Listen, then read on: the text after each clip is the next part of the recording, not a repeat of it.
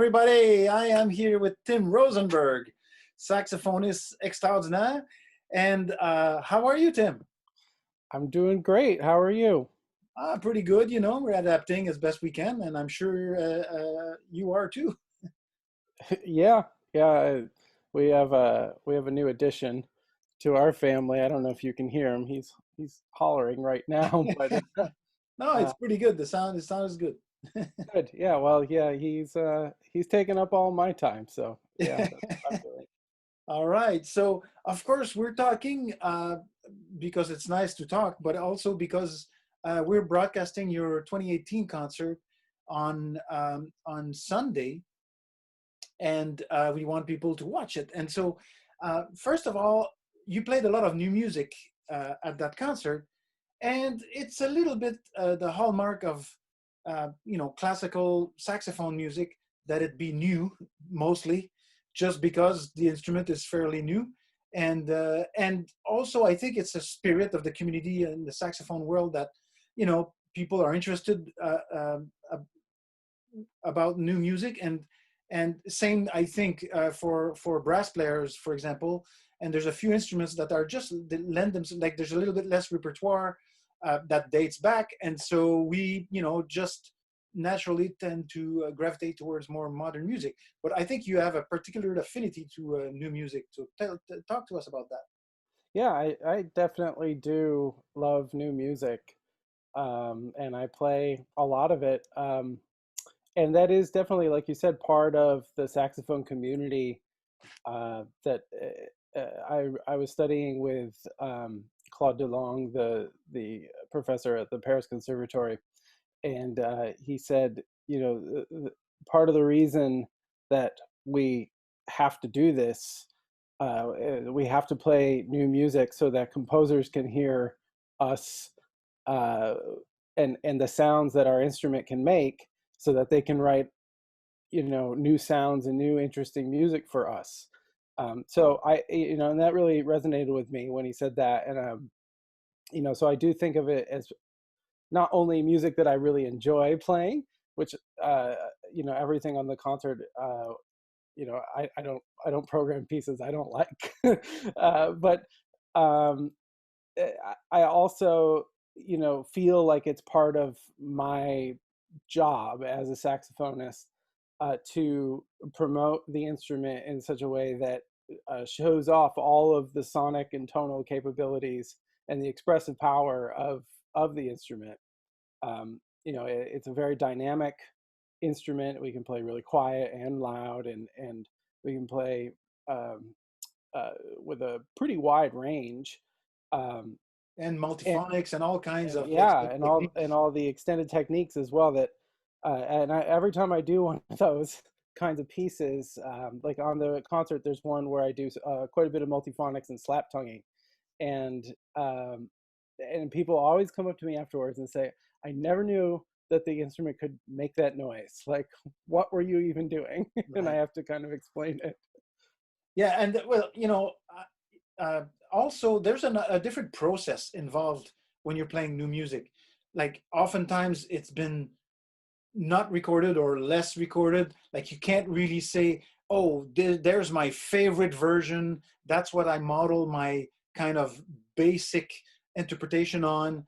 That kind of thing. And oftentimes, we're talking about living composers. There's a collaboration between the interpreter, the performer, and the composer, which is a whole kind of area of interest, I think, for musicians, for performers, as well as composers, of course. Oh yeah, definitely. Trying to think. I did collaborate, or interact with and collaborate with, one of the composers on that concert, the Eve Beglarian pieces. She's a wonderful composer, and one of them is completely improvised, and she actually suggested that one to me, and the other one I asked her to develop for the saxophone. Originally, it was for alto flute, and she's actually written it for a bunch of different instruments now. So, um, the saxophone definitely works with that. None of the other composers I actually interacted with, although I know one of Francois Rosset. But like you said, the Andrew Norman piece, nobody's ever recorded that. Um, the Leslie Bassett piece, only one person has recorded that, and it's from the 1960s. Don Cinta did a recording of it, and this would have been when Bassett was teaching at Michigan. And so, you know, they probably collaborated on that piece, but that's the only recording I know of Right. that I've So, ever and heard. you know, because usually like modern music is not as let's call it straightforward Hmm. as you know older music from the classical or the romantic or even before.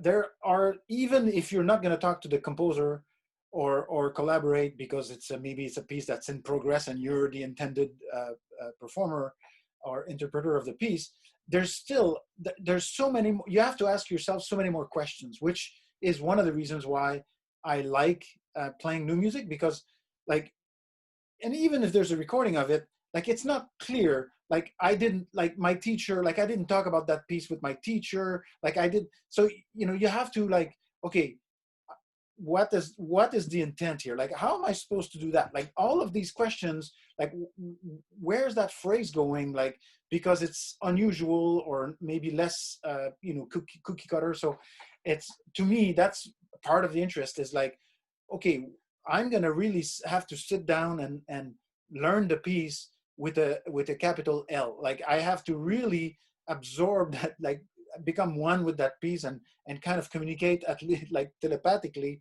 with the composer, as it's always the case. But often, you know, luckily for us, like for when we play new music, oftentimes the composer is still alive and we can, you know, shoot an email or something Yeah. and ask a question, which is fabulous because, you know, but the process is the same. You can't just, you know, you look at the score and then you call the composer, hey, I have questions. No, you have to like really work hard at studying the piece, and that process is what is fascinating with new music for me. Like it's like head scratching on a like deep level. Sure. You know? And it's also incredibly freeing, that I don't have to, you know, play Beethoven the way everybody else plays Beethoven. Like there's no precedent for what I'm doing with the notation. And of course, you know, the audience most likely doesn't know the piece at all or only knows it vaguely. Um, so, you know, it's my job to think about, like you said, think really hard about, what does this mark mean? What is the composer intending for me to do here?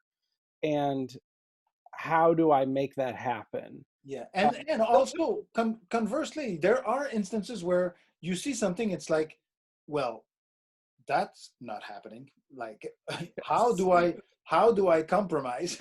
Like how yes, do I meet the composer halfway, because like I know like sometimes technically it's just not possible, like not yet, maybe in 20 years when you know, people have spent enough hours in the practice room practicing that very thing that doesn't exist yet, like, you know what I mean, like it oh takes yeah, it takes a while for a new technique to become kind of um, mainstream enough for people to be able to play it like fairly, you know, not easily necessarily, but like like often, like in a hmm piece, like it.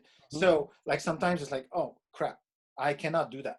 You know, not yes, at my stage of development, maybe in, you know, later, or maybe the next generation might be. So how do I make the music happen while not being able to do that? And so, or do I try to do it and fail, and that is going to be part of the piece, like in other words, you hmm know, because there are things that, you know, struggle involve struggle that are good, like Beethoven is a great example of that, sure. like the struggle to kind of like, you know, how do you say that, like peel every possible permutation, like that, you know, this the struggle is part of what's satisfying about listening or playing that music. So essentially there are decisions to make, which is what is fun about it. And I mean, there's always hmm decisions to make, even if I have to play, I mean, if I play Beethoven, it's because I'm going to be transcribing from other instrument because he Sure. never wrote for the trumpet. But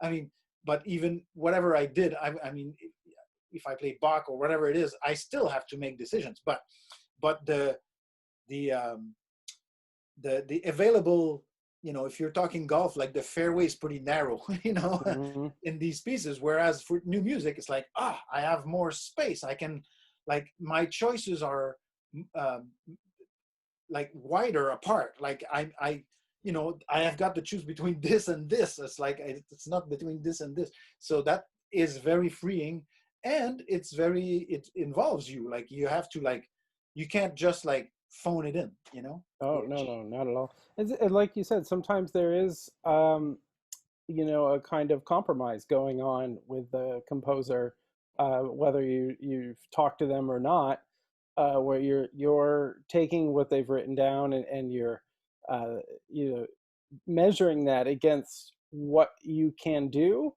and then also evaluating the level of risk involved in pulling that off in a live performance.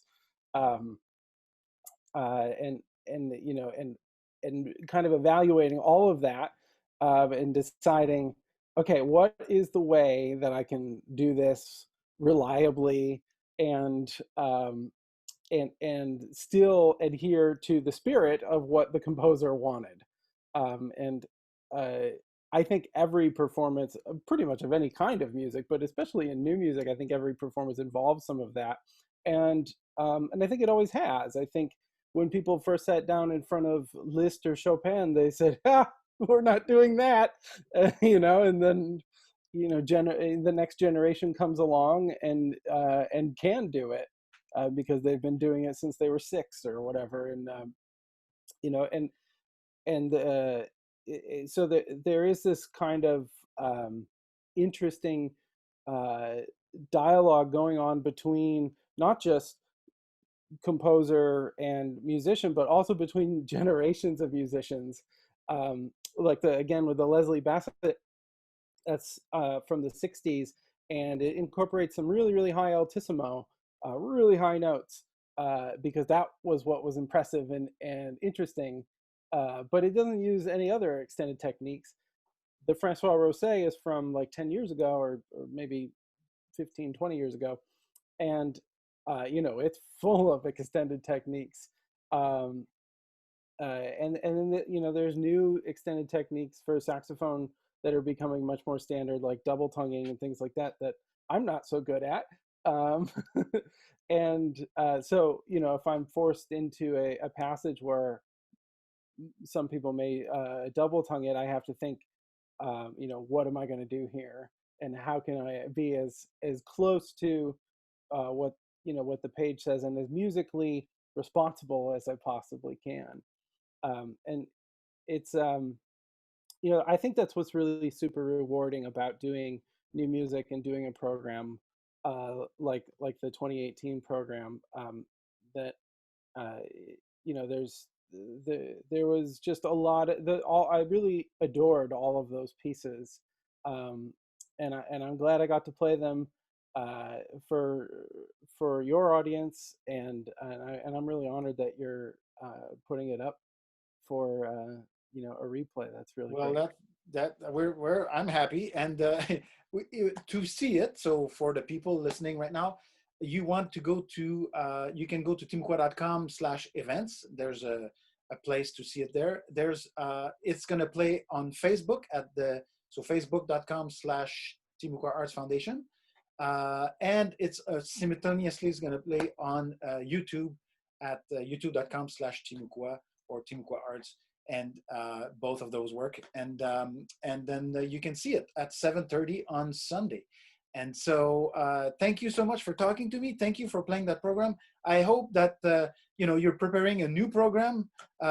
Even with a new baby, it's going to be it's a little harder, but you can do it. And we can't wait to see you play again. Great. Thank you so much. Thanks. Ciao. Have a good one.